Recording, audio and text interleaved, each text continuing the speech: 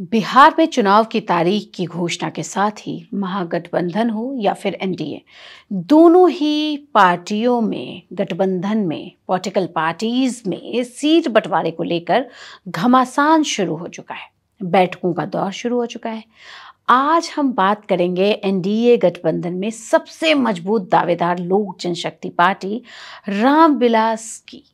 Chirag Paswan party के अध्यक्ष हैं और लोकसभा चुनाव में 5 की 5 सीटों पर जीत का बिगुल बजाकर बड़े प्रबल दावेदार बने हुए हैं और खुद को पीएम मोदी का हनुमान कहते हैं।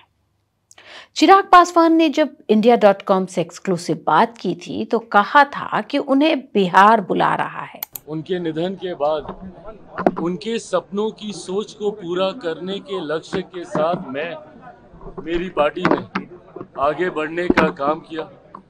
यकीनन इस दौरान कई उतार चढ़ाव आए, पार्टी टूटी, परिवार टूटा, पर अपने पिता के सपनों को पूरा करने के लक्ष्य को मैंने कभी टूटने नहीं दिया। उनके जाने के बाद विपरीत परिस्थितियां थी। पार्टी को अकेले चुनाव लड़ना पड़ा था 2020 में। उस परिस्थिति का भी मैंने मजबूती से सामना किया, अकेले चुनाव लड़ा। जो परिणाम बिहार की जनता ने दिए उन्हें सर आंखों पर रखता हुआ बिहार फर्स्ट, बिहारी फर्स्ट की सोच को मैं आगे बढ़ाता रहा। आज पुनः मेरे नेता की ये पुण्यतिथि हर लोक जनशक्ति पार्टी रामविलास के कार्यकर्ता के लिए एक संकल्प दिवस के तौर पर है। बिहार फर्स्ट और बिहारी फर्स्ट का नारा देने वाले चिराग इस बार अपनी मांगों से पीछे हटते नजर नहीं आ रहे हैं।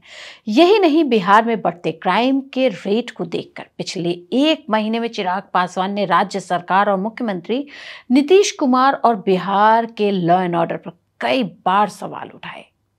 बता दें कि फिलहाल एनडीए में सीट बंटवारे को लेकर लगातार बैठकें हो रही हैं। पिछले दिनों भाजपा के वरिष्ठ नेताओं के साथ चिराग पासवान की उनके ही घर पर 2 दौर की बैठक हुई, लेकिन नतीजा शून्य रहा। जैसा कि पिछले कई इंटरव्यू में चिराग और उनकी पार्टी के नेता सीटों के बंटवारे पर सीधे तौर पर कह चुके हैं कि लोकसभा चुनाव में जीती 5 सीटों में से हर सीट पर 2 विधानसभा के अलावा उन सीटों पर भी दावा हमें है और वो दावा ठोक रहे हैं जिस पर भाजपा या जेडीयू के अधिकार में वो सीट है। और उनका कहना है कि हम 100% स्ट्राइक के साथ आए हैं, तो हमें तो हमारी गठबंधन को ये सुनना पड़ेगा। यहाँ खगड़िया के सांसद जो राजेश वर्मा है, उनसे India.com ने बात की। देखिए उन्होंने क्या कहा था। ये ज़्यादा पुरानी नहीं, बस कुछ दिन पुरानी बात है। सीट बंटवारा जो है पूरे चुनाव में, चाहे वो महागठबंधन की बात करें या फिर एनडीए की बात करें, दोनों में ही बड़ी रस्साकसी होती है। तो आपको क्या लग रहा है कि इस बार एलजेपी-आर को कितनी सीटें एनडीए में मिलने जा रही है बिहार चुनाव के लिए? देखिए 2015 में जब हम लोग एनडीए अलायंस के साथ चुनाव लड़े थे, उस वक्त हम लोग 43 सीटों पर चुनाव लड़े थे, 43। और 2020 में हम लोग जो चुनाव लड़े थे तो लगभग 130। वो तो हनुमान जी, मोदी जी के हनुमान जी नाराज हो गए थे और पूरी सीट ही। हाँ, तो हम लोग, हमारा ये है कि जब हम उस वक्त में 43 सीटों पर एनडीए में थे तब चुनाव लड़े थे, और उसके बाद हम लोगों ने, हमारे नेता ने बिहार में एक अच्छा प्रदर्शन दिखाया है। 100% चुनाव जीतकर 5 के 5 सांसद हम लोग गए, और आज पूरे बिहार में सबसे ज़्यादा लोकप्रियता यदि किसी नेता की है और जिसके लिए भीड़ उमड़ कर आती है तो चिराग पासवान, जिसमें कोई दो मत नहीं। तो लोगों को भी ध्यान में रखते हुए एक सम्मानजनक सीट तो ज़रूर होनी चाहिए। जो पिछले बार जो 15 में मिली थी उससे ज़रूर प्लस सीट होनी चाहिए। हम लोग ये, मतलब आपको लग रहा है कि 45 सीट से ज़्यादा मिलेंगी आपको? 43 से ज़्यादा मिलनी चाहिए, हम लोग की तो ये मांग है। बाकी हमारे नेता और सभी घटक दल के जो वरिष्ठ नेता है वो मिलकर जो तय करेंगे वो मान्य होगा। बिहार विधानसभा चुनाव की उल्टी गिनती जो शुरू हो चुकी है। 6 और 11 नवंबर को चुनाव 2 चरणों में संपन्न होंगे और 14 नवंबर को रिजल्ट आएगा।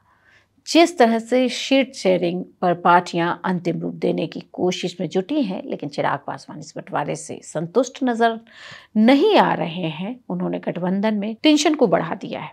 2020 के चुनाव में सम्मानजनक सीट नहीं मिलने की बात कहकर लोजपा ने जो है एनडीए से अलग होकर चुनाव लड़ा था। इसका खामियाजा नीतीश और नीतीश की पार्टी जेडीयू को उठाना पड़ा था। आज पूर्व केंद्रीय मंत्री रामविलास पासवान की पुण्यतिथि है और चिराग ने अपने पिता को याद करते हुए लिखा है कि पापा कहा करते थे, जुर्म करो जुर्म सहो मत, जीना है तो मरना सीखो, कदम कदम पर लड़ना सीखो। वहीं दूसरे ही पोस्ट में अपने वो एक्स पर लिखते हैं कि पापा आपको मेरा नमन, मैं आपको विश्वास दिलाता हूं कि आपके दिखाए मार्ग और आपके vision Bihar first, Bihari first को साकार करने के लिए पूर्ण रूप से प्रतिबद्ध हूं। और वो आज ये बातें बिहार में जब वो पहुंचे तो उन्होंने ये बातें पत्रकारों से भी बात करते हुए कही।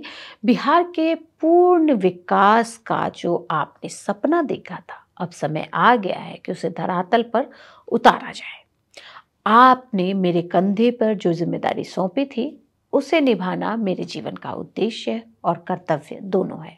ये सारी बातें चिराग पासवान कर रहे हैं। चिराग की पार्टी के नेता बिहार के सीएम के रूप में चिराग पासवान को देख रहे हैं और उनका कहना है कि बिहार को चिराग पासवान से अच्छा नेता नहीं मिल सकता, जो युवा है, जो बिना जात पात के बात करता है और जिसकी एक अलग तरीके की इमेज बिहार में बनी हुई है। और ये हमें बीच बीच में दिखता भी रहा है। पूरे बिहार के लोग एक चिराग पासवान को देखते हैं।